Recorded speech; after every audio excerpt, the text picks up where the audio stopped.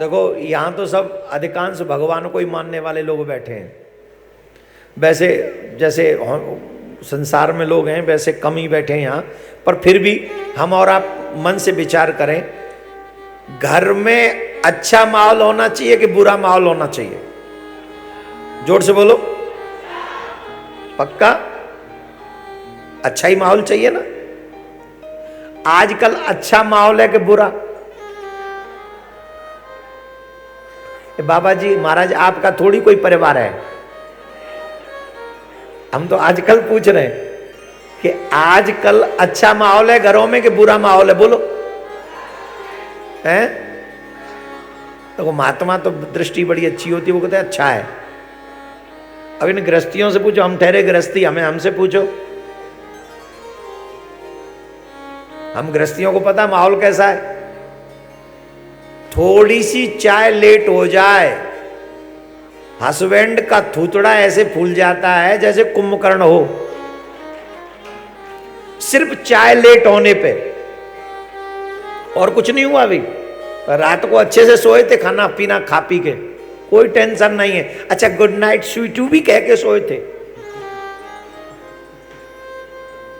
Sweet dream my dear ये भी कह के सोए थे, कोई टेंशन नहीं थी, सब मामला सेट था। पर जब सुबह उठे तो चाय लेट आई, और लेट आई इतने में ही कुंभकर्ण बन गए, इतने में ही। या देवी जी को करवा चौथ पे एक साड़ी नहीं मिली, इतने में ही मतलब क्या बन गई वो आप जानो। ना तुच्छ बातों पे, छोटी छोटी बातों पे हमारे घर में क्लेश हो जाता है। झाड़ू क्यों नहीं लगी, इसी बात पर लड़ाई शुरू। घर में कोई आ जाए इस बात पे, मतलब छोटी कोई लड़ाई का भी इशू नहीं है, कोई बहुत बड़ी बात नहीं है, तो भी किस लिए? अब इसको माहौल अच्छा कहेंगे कि बुरा कहेंगे? बोलो जोर से बोलिए। महाराज मुझे तो और भी कहना है। आज विवाह तो कर रहे हैं माँ बाप कई कई करोड़ रुपए लगाकर, पर पता नहीं कि कितने दिन टिकेंगे ये दोनों। करोड़ों रुपए लगा देने के बाद इन छोरा छोरी का ये नहीं पता कि एक व्हाट्सएप मैसेज कहीं इनका घर ना तोड़ दे।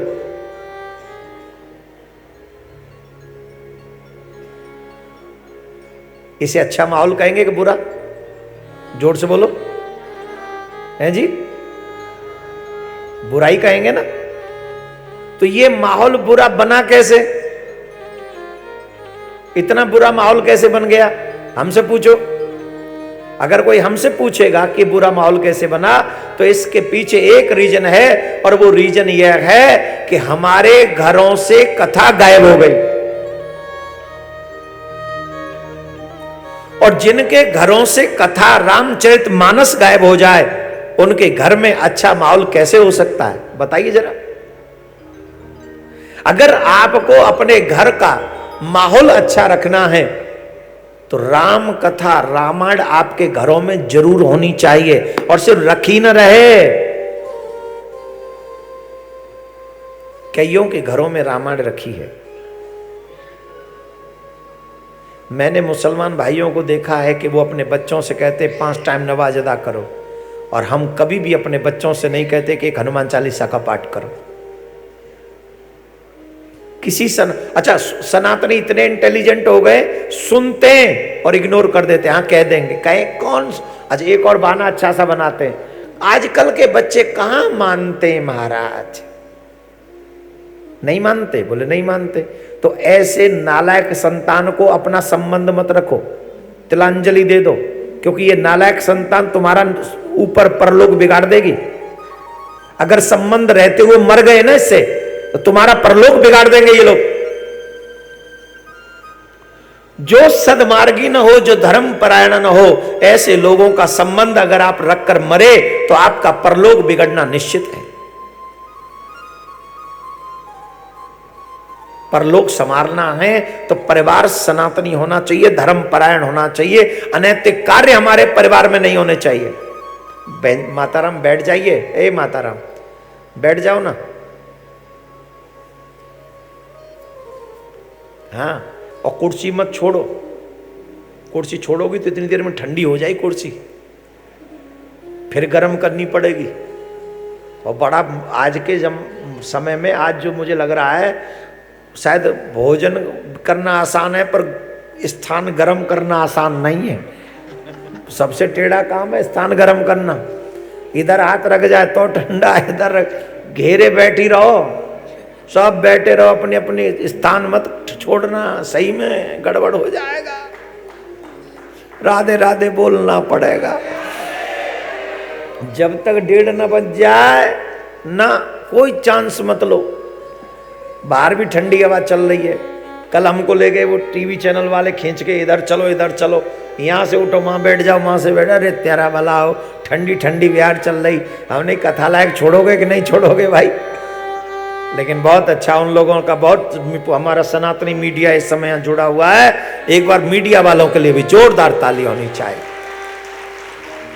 ऐसी सर्दी में भी वो राम जी का प्रकाश कर रहे हैं, सच्ची में रामायण का प्रकाश कर रहे हैं। और हम तो एक बात कहेंगे, जो राम का प्रकाश करे, जो रामायण का प्रचार करे, जो सनातन का प्रचार करे, वो चाहे कोई भी हो, ताली बजाओ उनके लिए। अब बताओ, अगर योगी जी ने ये अवसर न दिया होता हम लोगों को, मोदी जी ने ये अवसर न दिया होता, तो हम लोग यहां बैठे होते? लोग राजनीतिक लेवल पे चाहे जो भी कहें, आध्यात्मिक लेवल पे हम ये कह सकते हैं, ऐसा काल अभी तक नहीं आया था जैसा काल अब आ गया है। राधे राधे बोलना पड़ेगा, जय श्री राम बोलना पड़ेगा। हाँ, ये देखो कितनी बड़ी बात है।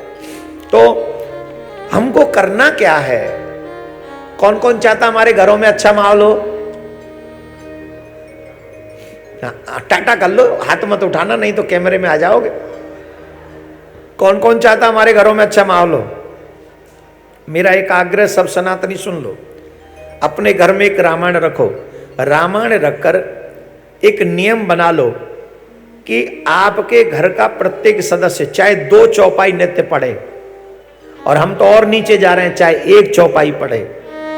1 चौपाई पढ़ के उसका अर्थ समझ के, और अगर इतना भी समय न हो पूरी रामायण पढ़ने का, तो मेरे डिवाइड कर दो। माता बहनों को कहो कि तुम सीता जी का पूरा चरित्र पढ़ो, और भाइयों को कहो कि तुम राम का पूरा चरित्र पढ़ो। 1 चौपाई एक दिन में पढ़ो, उसका अर्थ पढ़ो, और फिर अपने घर के काम में लग जाओ। जो पढ़ना है पढ़ो, कहीं काम करना है काम करो, गृहस्थ में सब जो करना है करो, पर रामायण की 1 चौपाई जरूर पढ़ो। तुम्हारे जीवन में ऐसी कोई समस्या नहीं है जिसका समाधान रामायण में नहीं है। ये जो जादू टोनाओं के चक्कर में पड़ जाते हो ना, सबका निवारण है रामायण। ये भूत प्रेत ये पिशाच कहां पर असर करते बोलो? जिनके घर में अनैतिकता है, जिनके घर में मांस है, जिनके घर में मदिरा है, इनके घर में गंदगी है, यहां पर आकर ये भूत प्रेत सब पास में आते हैं। और एक और बात बता दें, अगर तुम्हारे घर में ये घुस गए ना, तो भगवान के नाम से ही भागेंगे। अगर चाहते हो तुम्हारे बच्चों पे इनका कभी असर ना हो, तो आपके बच्चों को हनुमान चालीसा का एवरीडे पाठ करना चाहिए बचपन से ही। अब आप कह रहे होंगे ऐसे कैसे मान ले महाराज, कट जाएगा? क्यों नहीं कटेगा, हम सुना दें। हनुमान चालीसा किस किस को याद है? भूत पिशाच निकट नहीं आवे, महावीर जब नाम सुनावे। नासे रोग हरे सब पीरा, कपट निरंतर हनुमत वीरा। ओ भूत पिशाच निकट नहीं आवे, महावीर जब नाम सुनावे। संकट कट मिटे सब पीरा, जो सुमिरे हनुमत बलवीरा। ओ जो सुमिरे हनुमत बलवीरा, जो सुमिरे हनुमत बलवीरा। क्या होता है? भूत पिशाच निकट नहीं आवे। कब? महावीर जब किसने लिखा है ये? तुलसीदास जी ने। बच्चे लोग ध्यान से सुने, किसने लिखा है? तुलसीदास जी ने। पक्का? पक्का? अब बोले तुलसीदास जी कौन होते हैं लिखने वाले? एक्सपीरियंस होल्डर हैं तुलसीदास जी, साधारण नहीं है। तुलसीदास महाराज को प्रेत का एक्सपीरियंस है। महात्मा संत महात्मा जो विद्वान विराजमान है, हनुमान जी से मिलाने वाला ही प्रेत है हनुमान जी को। सही कह रहा हूं महाराज जी, गलत कह रहा हूं? तो एक्सपीरियंस है उन्हें। अच्छा, तुलसीदास जी को जब प्रेत मिला ना, तो प्रेत से तुलसीदास जी से प्रेत ने कहा वरदान मांगो। बोले तुम भी वरदान देने लग गए? बोले हाँ, कलयुग है, अब तो भूत प्रेत सब वरदान देते। कलयुग में तो सब कुछ संभव है। अरे तुम भी देते हो? बोले हाँ वरदान देते हैं, मांग लो। बोले हमें ऐसा वरदान नहीं चाहिए। तो बोले एक काम करो, अगर तुम वरदान देना चाहते हो तो हमें वरदान दे दो कि हमें राम जी के दर्शन हो जाए। प्रेत बोला कमाल करते हो, राम जी का दर्शन करते तो पहले हम अपना कल्याण नहीं कर लेते? हम यहीं प्रेत पड़े रहते क्या बन के? ये छोड़ो, कुछ और मांगो। बोले और कुछ नहीं चाहिए, यही दो। बोले ये हम नहीं दे सकते, ये हमारी सीमा से बाहर है। तो बोले एक काम करो, हम तुम्हें राम से तो नहीं मिला सकते, राम जी से मिल सको वो मार्ग बता सकते। बोले वो मार्ग ही बता दो। बोले एक मार्ग है। बोले क्या? हनुमान जी आते हैं। कहाँ? बोले राम कथा जहां तुम सुनने जाते हो वहां नित्य हनुमान जी आते हैं। तुलसी कृत रामायण कथा बुद्धि अनुसार प्रेम सहित वर्णन करो आइए पवन कुमार। जहां भगवान की राम कथा होती है, चाहे वो किसी रूप में आए हनुमान जी, सबसे पहले आते हैं और सबके बाद में जाते हैं हनुमान जी। राम कथा सुनवे को प्रभु चरित्र सुनवे को रसिया। बोले प्रभु हनुमान जी आते हैं? बोले आते हैं। बोले हाँ। बोले चलो हमको दिखा दो, बता दो कौन है। बोले हम नहीं जा सकते वहां, उनकी सीमा से हमें बाहर रहना पड़ता है। हम जाएंगे हनुमान जी की? भूत पिशाच निकट नहीं आवे, हम तो वहां निकट भी नहीं जा सकते। राम तुलसीदास जी बोले अच्छा? बोले हाँ। तो वो आते हैं? बोले हाँ आते हैं, जाके मिलो। तो हनुमान जी का दर्शन कराने में सारा श्रेय इनको जाता है, प्रेत को। वो मार्ग दिखा दिया कि राम कथा में हनुमान जी आते हैं। और वही तुलसीदास जी लिख रहे हैं भूत पिशाच निकट नहीं आवे। क्यों? वो निकट आए नहीं थे ना।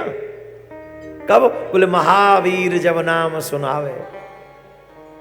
जहां हनुमान जी की पूजा होगी, जहां हनुमान जी का गुणानुवाद होगा, जहां राम जी का गुणानुवाद होगा, जहां भगवान का गुणानुवाद होगा, वहां भूत प्रेत नहीं आएंगे।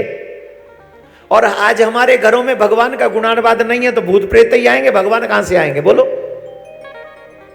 कैसे आ जाएंगे? जहां भूत पिशाच है वहां भगवान नहीं, और जहां भगवान है वहां भूत पिशाच नहीं। अब तुम ये डिसाइड करो, तुम्हें अपने घर में कौन चाहिए? भूत प्रेत चाहिए कि भगवान चाहिए? बोलो जोर से बोलो। भगवान चाहिए। जय जय जय हनुमान गोसाई, कृपा करो गुरु देव के नाम। जय जय जय हनुमान गोसाई, कृपा करो गुरु देव के नाम। हे सनातनियों, अगर तुम अपने बच्चों को भूत प्रेत बाहरी विडंबनाओं से, परेशानियों से बचाना चाहते हो तो हम आपको एक उपाय बता रहे हैं। स्पेशली युवा बहनें सुन लें, चाहे वो मैरिड हैं चाहे वो अनमैरिड हैं। युवा बच्चियां सबसे ज्यादा भूत प्रेत माओं को तकलीफ में डालते बहन बेटियों को, है कि नहीं? बोलो हाँ कि ना? पुरुषों पे ज्यादा अटैक नहीं करते हैं ये लोग। और भूत प्रेत इन पे ही क्यों अटैक करते हैं? इनकी दो वजह। और 1 बजे हम बताएंगे नहीं, 1 बजे आप लोगों के चेहरे का जो मेकअप है ना, और ये जो परफ्यूम की वो खुशबू है, नहीं मजाक नहीं कर रहे हैं हम, ये इसलिए बता रहे हैं जिससे हमारी बहन बेटियों को, बच्चियों को इसका असर न हो। और हमारा कोई मतलब नहीं इसको कहने का। अरे हम जहाँ बैठे हैं ना, हमारी नज़र में सनातनी जितने भी बच्चे हैं वो सब हमारे बच्चे हैं, हमारे बच्चे हैं, हमारी तो ये फीलिंग है। तो अपने बच्चों को बचाने का जो मार्ग हमें गुरु कृपा से प्राप्त है तो वो तो बोलना ही चाहिए।